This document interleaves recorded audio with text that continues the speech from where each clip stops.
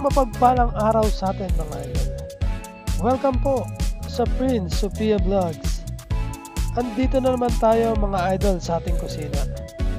At ang ituturo ko sa inyo mga idol ay kung paano gumawa ng itlog na maalat gamit ang itlog ng manok mga idol. Yes mga idol, itlog ng manok lang ang gamit natin dahil wala po kaming alam na bilihan ng itlog ng itik dito sa Saudi. Ang ating mga sangkap, syempre mga idol, ang ating itlog ng manok. Yan, 10 piraso lang mga idol yung aking gagawin na itlog na maalat. Syempre ang ating asin. Yan, iodized salt po ang gamit natin at wala po akong nakikitang rock salt dito. Yan, isang mangkok na asin po ang gagamitin natin mga idol. Umpisahan na natin mga idol. Una ay gagawa tayo ng solution. Magpapakulo tayo ng tubig. Yan, 1 litrong tubig ang pinakulo ko mga idol.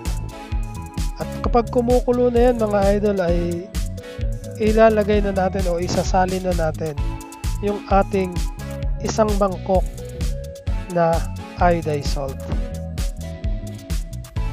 Hahaluin lang natin siya mga idol, na hahaluin hanggang matunaw na yung iodized salt natin.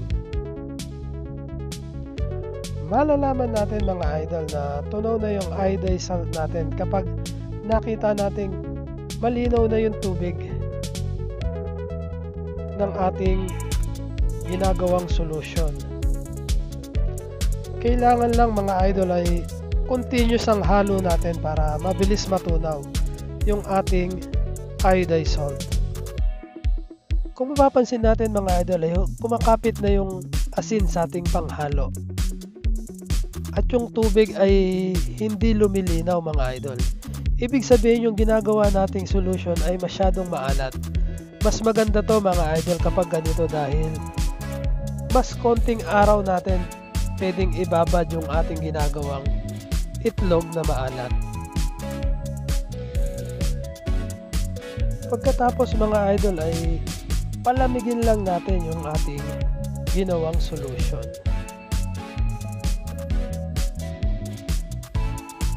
Kung mapapansin natin mga idol ay hindi talaga natunaw lahat ng ating iodized salt na inilagay. Ibig sabihin ay masyadong maalat yung ating solutions. Kaya maganda yan babaran ng ating itlog ng manok. So ayan na nga mga idol yung ating itlog. Nilagay na natin sa Tupperware. Bubuhos lang natin yung ating solution. Napansin natin mga idol na lumutang yung mga itlog natin sa tubig. So gagawin natin ay maglalagay ako ng tubig sa plastic at papatungan ko yan para lumubog yung ating itlog. Saka natin tatakpan. So yan mga idol, hindi siya matakpan. So hahanap tayo ng ibang Tupperware na mas malalim para mailipat natin dyan yung itlog at matakpan natin siya ng maayos.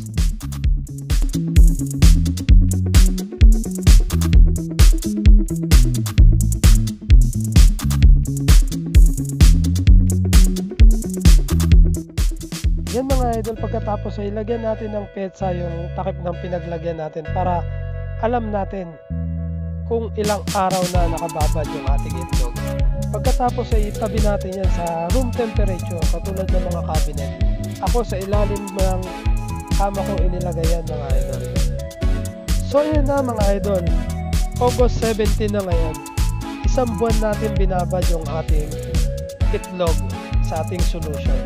Yung iba ay 21 to 25 days lang binababad. Sa atin 1 buwan para mas masarap yung ating itlog na maalat. Mas matagal kasing nakababad dyan mga idol ay mas masarap at mas magmamantika yung ating itlog na maalat.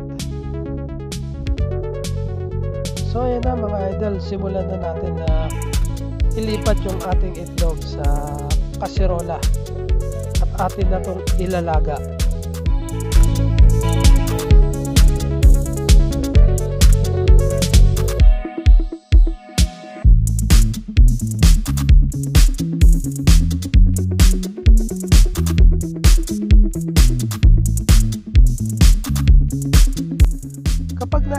natin yung ating mga itlog dyan mga idol, ay isalin natin yung pinagbabara niya o yung solution na ginawa natin mga idol. Mas maganda na doon natin siya pakuluan para yung alat ng solution natin ay kumapit pa rin doon sa loob ng ating itlog.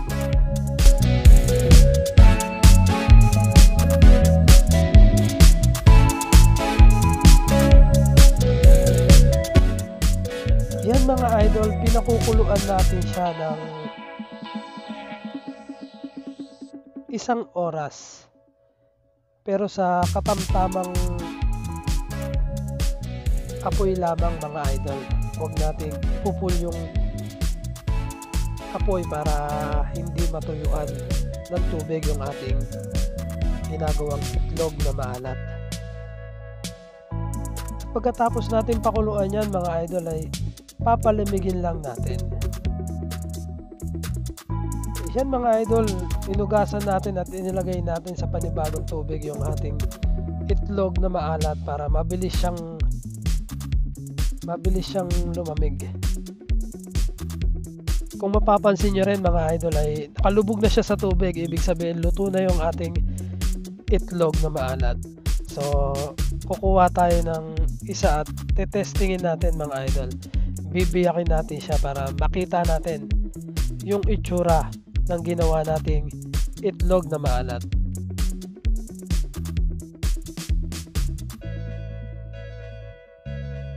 Yan guys, makikita nyo ng kung gaano nagmamantika.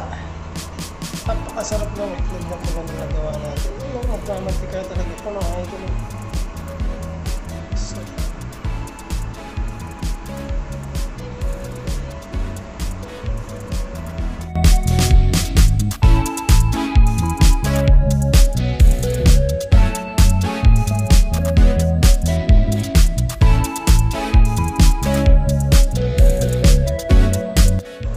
So ayan guys, try natin kumain ng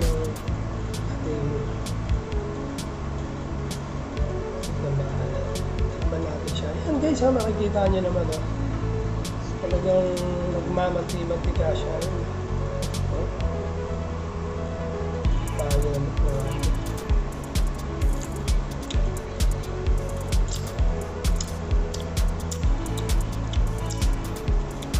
Sarap! Sarap niya mga idol. Tama-tama lang yung alat niya. Pwede mo siyang papakan. Pero mas masarap to mga idol kung merong kamatis. So yun. Bagay meron akong baon dito kamatis.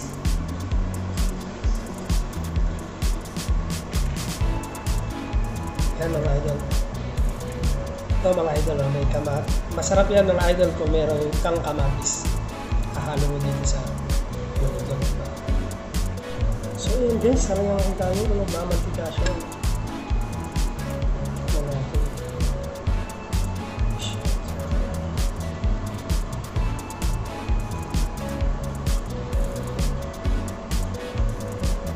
Guys, ayun kita nyo nagmamantika yung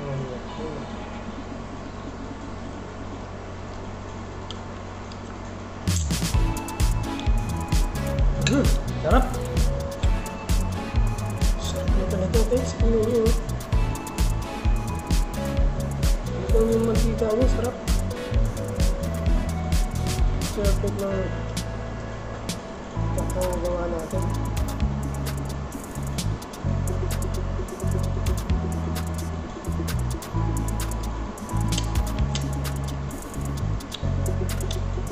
Sarap. Sarap niya guys.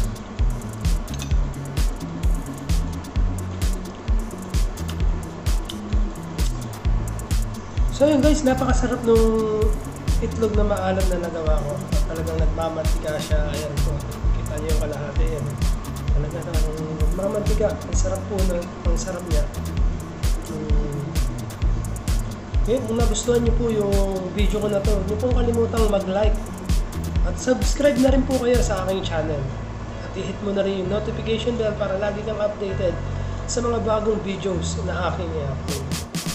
Yan, maraming salamat din pala sa mga nanonood ng aking premiere ngayon, lalo sa aking ka-rider collab na palaging nanonood ng aking premiere. At syempre sa aking tropang Arats family yan, na walang sawang sumusuporta sa akin at nanonood ng aking mga ina-upload na videos. At sa mga nanonood ng premiere ko ngayon, maraming salamat sa inyo mga idol. Sana ay huwag kayong magsawang manood ng aking video. Once again, this is Prince Sophia Vlog. Signing off.